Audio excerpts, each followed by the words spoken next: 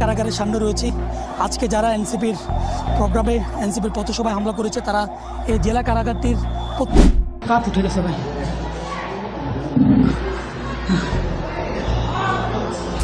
কর্মীদের আওয়ামী পন্থীরা এই মুহূর্তে ঘিরে ফেলেছে এবং পুলিশ সেনাবাহিনী কড়া পাহারা এনসিপি নেতারা তারা এখনো বেরোতে পারতেছে না। গোপালগঞ্জের মূল স্তর চৌরঙ্গিতে তারা এখনো বন্দী অবস্থায় আছে। দুপুর গড়াতেই গোপালগঞ্জের বাতাসে ছড়িয়ে পড়ে বারুদের গন্ধ।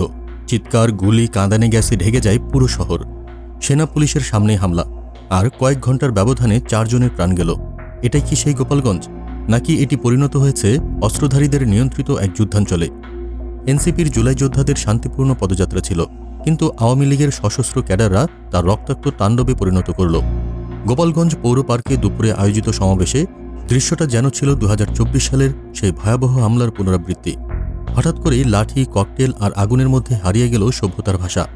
কিন্তু এমন তাণ্ডবের মাঝেও প্রশ্ন থেকে যায়, কাদের বিরুদ্ধে, কী কারণে চালানো হলো এই সন্ত্রাস?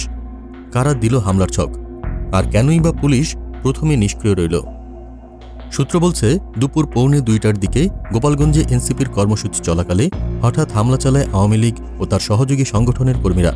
ককটেল বিস্ফোরণ আর ইটপাটকেল ছুড়ে তারা ধ্বংস করে দেয় মঞ্চ, চেয়ার আর আশেপাশের এলাকা।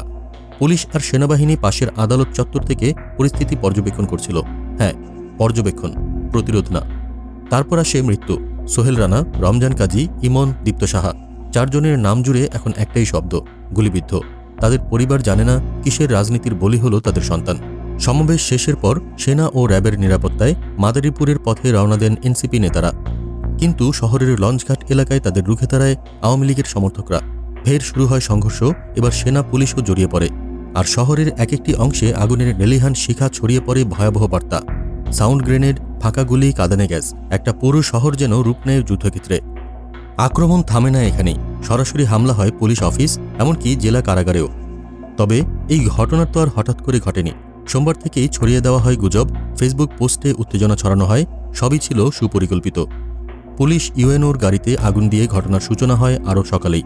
সবটা যেন এক অদৃশ্য কন্ট্রোলে প্লে করা কোনো সহিংস চিত্রনাট্য। এনসিপির কেন্দ্রীয় নেতাদের রাতেই সাঁজোয়া গাড়িতে সরিয়ে নেওয়া হয়। অথচ এই গোপালগঞ্জ, যেখান থেকে দেশের রাজনৈতিক নেতৃত্বের জন্ম, আজ সেখানেই গণতন্ত্র পিষে ফেলা হলো অস্ত্রের ভারে। নাহিদ ইসলাম স্পষ্ট হুঁশিয়ারি দিয়ে বললেন, গোপালগঞ্জ আর মুজিববাদীদের ঘাঁটি থাকবে না।